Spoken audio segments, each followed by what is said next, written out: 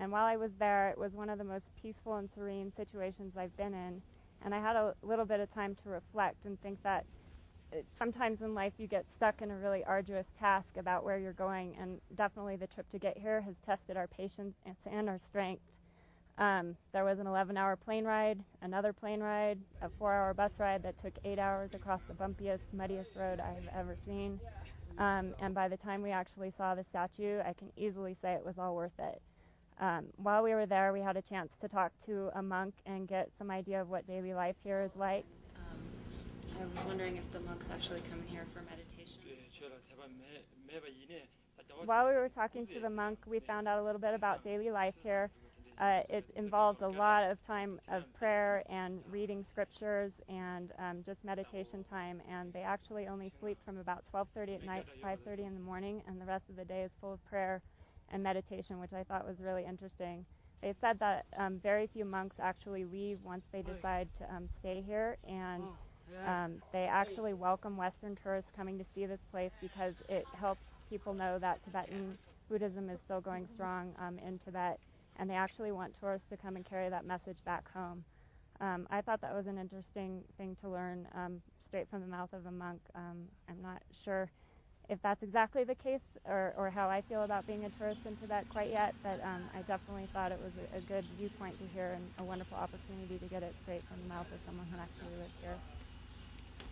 We went to the tomb of the 10th Panchen Lama, and it's just overwhelming how much art is in every single room and every single square foot of the place. The tomb of the Panchen Lama had to be 5 stories tall, and every single bit of the wall all the way up is covered in intricate artwork. Just the planning that went into it is amazing to me. And then taking a close look at the artwork, it kind of gave me a headache just thinking about the amount of time and effort and skill that had to go into that, the patience, the unbelievable patience that the artist must have had to draw all that. Even on the outside of the buildings, it's just a beautiful, beautiful place. It's aesthetically just so nice. The color scheme and the way it's done, beautiful without being overdone.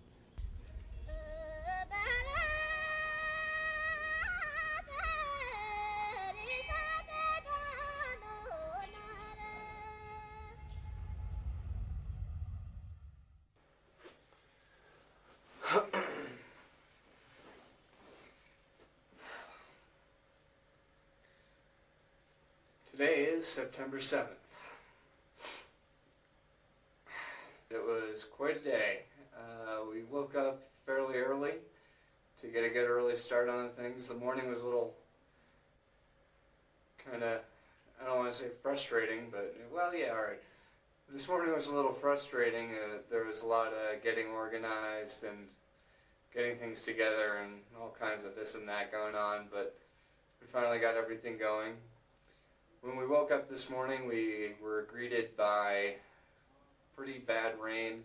The weather here is just crazy. It can start out in the morning at 20 or 30 degrees and raining and pouring, and by the end of the day it's just beautiful sunshine beating down on your head, and probably about 70 or 80 Fahrenheit, I don't really know, but it just swings so much. Today's my dad's birthday back in the States, and I was able to use a phone card to give him a call and leave a message saying happy birthday, and that reminded me of one of the things that has been, I guess, interesting me here in Shigatse, which is that the cell phone coverage is amazing here. I never would have thought that in the middle of Tibet, cell phones can be ringing at any time in minivans, and I just find it really impressive that the coverage is that strong, and also that I can use phone cards or the internet to get in touch with relatives back home.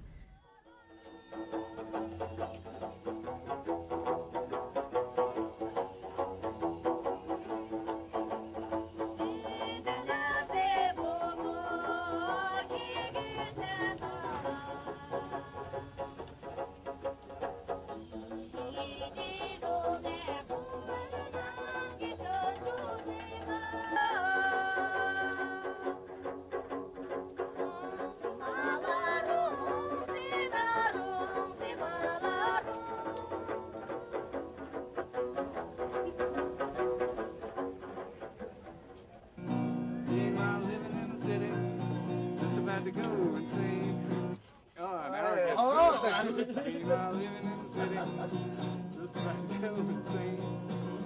Well, I heard my baby Laura, where she used to call my name. Gonna be another brand new day. Oh, baby, down by San Francisco Bay. Is he telling me I stink? Did he just say I stink? Come back here. I'll show you.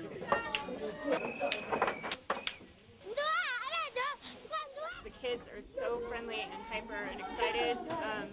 It's cool to be playing pool in the pouring rain in Shigatse, and it's somewhere I never expected to be, and I survived my first yak butter tea experience. So all in all, it's been a really good day.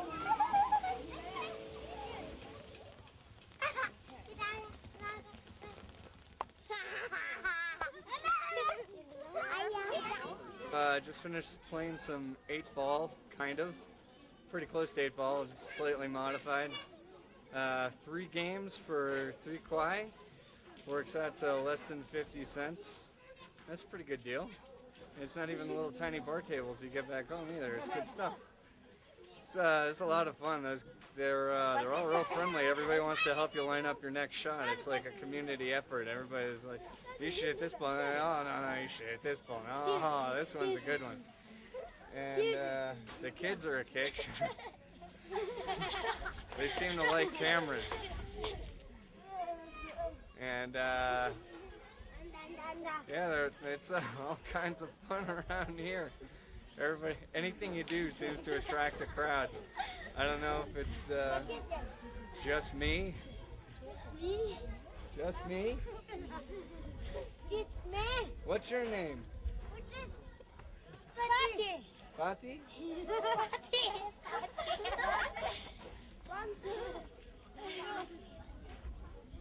Oh, I just want to take them all home with me.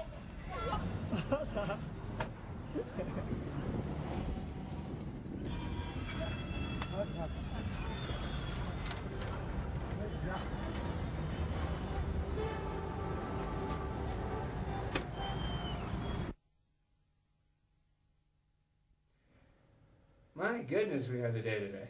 It was, we did a lot. Let's see, first we got up and we went and wandered around the Tibetan section of town. Wandered through some of the back alleyways. We talked with a Tibetan for the first time, and he had a very interesting take on the Chinese-Tibetan situation, and definitely a perspective that was good for me to hear as far as an actual Tibetan finding the Chinese help in his while. It's not necessarily something I wasn't expecting or was expecting, but what he told us was that they're kind of partnered with cities from China. Beijing, for example, funds some projects in Lhasa. Shanghai has projects here in Shigatse, and it's just interesting to hear their kind of mixed or contradictory feelings. On the one hand, it's sort of subsuming the Tibetan culture. On the other hand, it's making life a lot easier and providing many more opportunities. So it was just nice to hear that from a non-Tibetan official, a non-Chinese official, and get that straight from the mouth of a Tibetan. And it's definitely an interesting perspective, and I would definitely like to talk to more people to see what they think about it.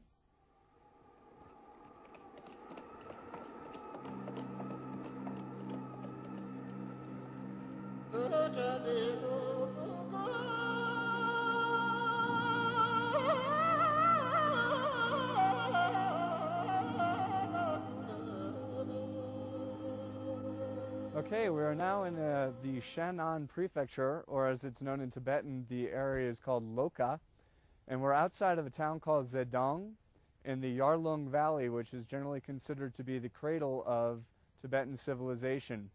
We're 100 or 150 miles or so east of Lhasa. Behind me is the Yupalagang Palace, which dates back to the 7th century. In this area we find some of the oldest palaces and oldest monasteries in all of Tibet.